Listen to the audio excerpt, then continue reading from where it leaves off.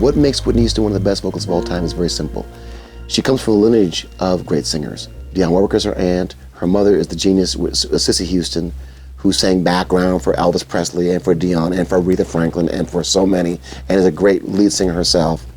I actually produced Sissy with Whitney on a song called I Know Him So Well from the play Chess, where they sang together.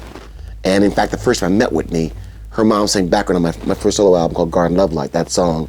And Whitney was 11 years old in the corner, and I met her just ever so briefly sitting there while her mom sang background. And her mom had this really church vibe, strong spirit church vibe she'd bring to any session, and it would uplift the music. So Whitney comes from that.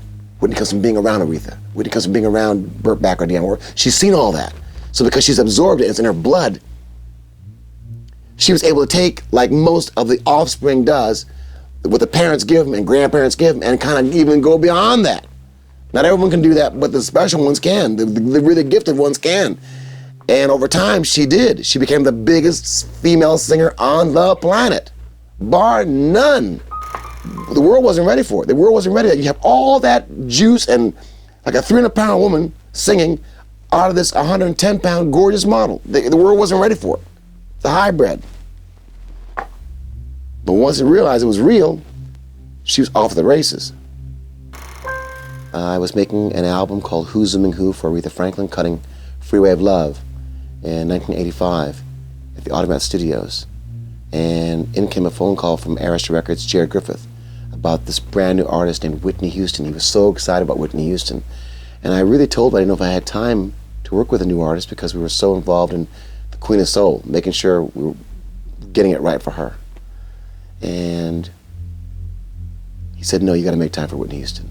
I said, oh, okay. Well, he sent me a song, and I said, the song I want to rewrite a little bit. It was called How Will I Know, written with George Merrill and Shannon Rubicam.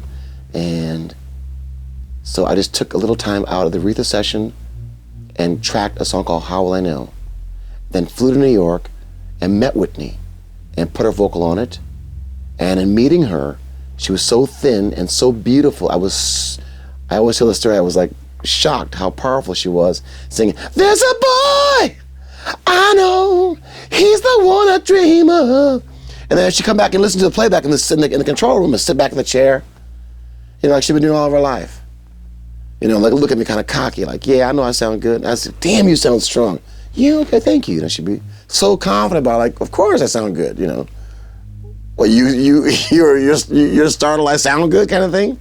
That's how it was.